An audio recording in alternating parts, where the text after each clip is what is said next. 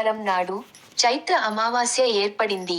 ఆదివారం రోజున అమావాస్య వస్తే ఆ అమావాస్యకు చాలా విశిష్టత ఉంటుంది. ఆదివారంతో కలిసి వచ్చిన అమావాస్య రోజున ఏ పరిహారం చేసినా, ఎలాంటి పూజలు చేసినా కోటిరెట్ల పుణ్యఫలితాన్ని ఇస్తాయి. ఇది హిందూ క్యాలెండర్లోని మొదటి అమావాస్య. కాబట్టి ఇటువంటి శక్తివంతమైన చైత్ర అమావాస్య నాడు కొన్ని నియమాలు పాటించడం ద్వారా కుటుంబం అంతా సుఖసంతోషాలతో జీవించవచ్చు. చైత్ర అమావాస్య పితృ దేవతలను స్మరించుకోవడానికి మరియు వారి ఆశీర్వాదం పొందడానికి చాలా ముఖ్యమైన రోజు. ఈ రోజున చాలా మంది తమ పూర్వీకులకు తర్పణాలు అర్పిస్తారు. నీరు, నువ్వులు, జొన్నలు మరియు ఇతర ఆహార పదార్థాలను సమర్పించి వారిని శాంతింపజేస్తారు. కొందరు శ్రాద్ధ కర్మలు కూడా నిర్వహిస్తారు. చైత్ర అమావాస్య రోజున ఎలాంటి నియమాలు పాటించాలి, ఏ పరిహారాలు పాటించాలి అనే విషయాలు గురించి ఈ వీడియోలో తెలుసుకుందాం. ఈ రోజున పవిత్ర నదులలో స్నానం చేయడం చాలా శుభప్రదంగా భావిస్తారు. గంగా నదిలో స్నానం చేయడం విశేషంగా మంచిది. ఇలా ఈ అమావాస్య రోజున ఉదయాన స్నానం చేసేటప్పుడు నీటిలో కొంచెం పసుపు వేసుకొని స్నానం చేయండి. పుణ్య నదుల్లో గంగా స్నానం చేసినంత ఫలితం దక్కుతుంది. అమావాస్య అంటే లక్ష్మీదేవికి చాలా ఇష్టం. కాబట్టి లక్ష్మీ కటాక్షాన్ని సంపూర్ణంగా పొందాలనుకునే వారు, రాత్రికి రాత్రే ఐశ్వర్యాన్ని పొందాలనుకునే వారు మీ పూజ గదిలో ఉన్న లక్ష్మీదేవి పటం ముందు ఆవు నెయ్యితో దీపాన్ని వెలిగించండి. ఒక్కసారి లక్ష్మీ కటాక్షం కలుగుతుంది. తిరుగులేని ఐశ్వర్యం పొందుతారు. అమావాస్య రోజున ఎవరైతే ఇంట్లో పూజ చేస్తారో అలాంటి ఇళ్లలోకి పుష్కలంగా డబ్బు చేరుతుంది. అమావాస్య రోజున చేసే పూజలకు రెట్టింపు పుణ్యఫలితం లభిస్తుంది.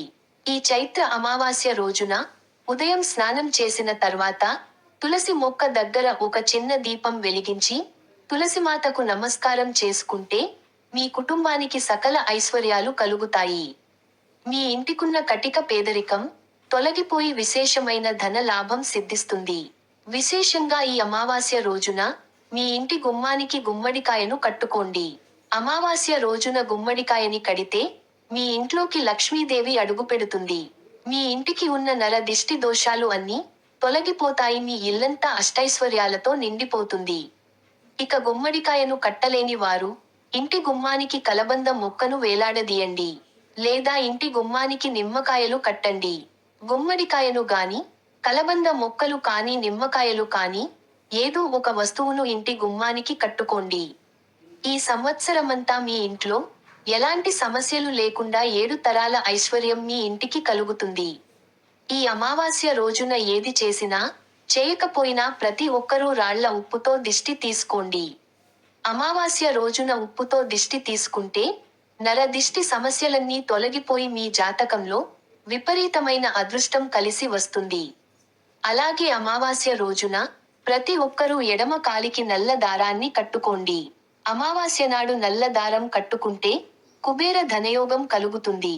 మీరు చేసే పనుల్లో అలాంటి ఆటంకాలు ఏర్పడకుండా ప్రతి పనిలో విజయాలు సాధిస్తారు. ఇంట్లో గంగాజలం మరియు రాళ్ల ఉప్పు చల్లడం వల్ల నెగటివ్ ఎనర్జీ తొలగిపోతుంది. అమావాస్య రోజున తప్పనిసరిగా తలస్నానం చేయాలి. ఈ రోజున తలస్నానం చేయకపోతే మిమ్మల్ని దురదృష్టం వెంటాడుతుంది. అయితే ఈ అమావాస్య రోజున పొరపాటున కూడా తలకు నూనె రాయకూడదు. అలా చేస్తే మీ ఆయుష్షు తగ్గిపోతుంది. ఇంట్లో నెయ్యి దీపం వెలిగించడం ప్రతికూల శక్తులను తొలగిస్తుంది. ఎవరైతే కటిక పేదరికంతో ఇబ్బంది పడుతున్నారో, అప్పుల సమస్యలతో బాధపడుతున్నారో అలాంటి వారు ఈ అమావాస్య రోజున ఉదయం స్నానం చేసి మీ పూజ గది ముందు కూర్చుని ఓం లక్ష్మీదేవియే నమః అనే మంత్రాన్ని 108 సార్లు జపించండి.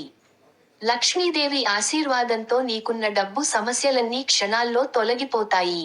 అన్నిటికన్నా ముఖ్యంగా ఈ అమావాస్య రోజున రావి చెట్టుకు నీళ్లు పోసి రావి చెట్టు కింద ఆవనూనె దీపం వెలిగించడం మంచిది. ఈ దీపం వెలిగిస్తే ఈ సంవత్సరం మొత్తం విష్ణుమూర్తి అనుగ్రహంతో, లక్ష్మీదేవి ఆశీర్వాదంతో విశేషమైన ధన లాభం కలుగుతుంది. ఈ శక్తివంతమైన పరిహారాన్ని పాటిస్తే వచ్చే సంవత్సరం చైత్ర అమావాస్య వరకు మీ ఇంట్లో డబ్బు సమస్యలు ఏర్పడకుండా ఉంటాయి. లక్ష్మీదేవికి ఎరుపు రంగు వస్త్రం అంటే చాలా ఇష్టం.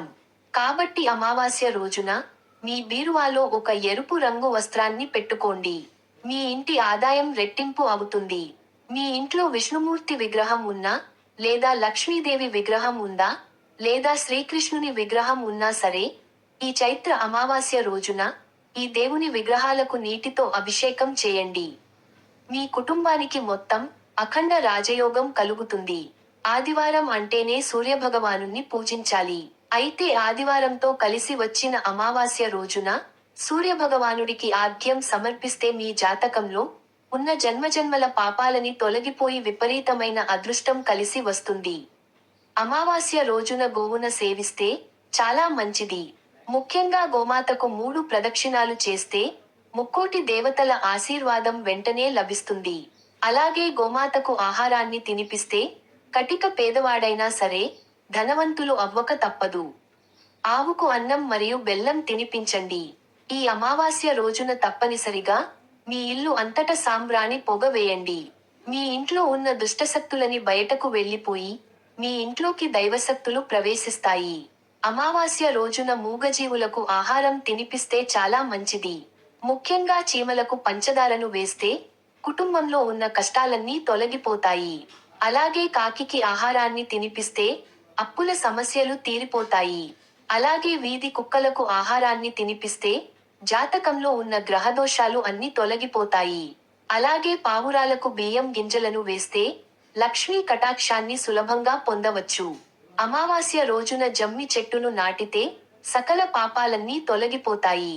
అమావాస్య నాడు గడ్డం తీసుకోవడం, జుట్టు కత్తిరించుకోవడం, గోలు కత్తిరించడం అస్సలు చేయరాదు.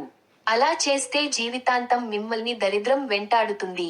ఈ అమావాస్య రోజున అరటి చెట్టుకు నీళ్లు పోసి ప్రదక్షిణాలు చేస్తే మంచి వివాహ సంబంధం కుదురుతుంది.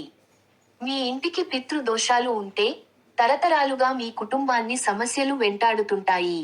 త్వరగా పెళ్లిళ్లు కాకపోవడం, సంతానం లేకపోవడం, ఇంట్లో డబ్బు సమస్యలు ఏర్పడడం, అలాగే అనారోగ్య సమస్యలు, భార్యాభర్తల మధ్య గొడవలు రావడం, ఇలాంటి సమస్యలతో బాధపడే వారికి ఖచ్చితంగా పితృదోషాలు ఉన్నట్లే. కాబట్టి ఈ అమావాస్య రోజున ఎవరికైనా 11 మందికి నిమ్మకాయ పులిహోర ప్యాకెట్లను పంచి పెట్టండి. మీ కుటుంబానికి ఉన్న పితృ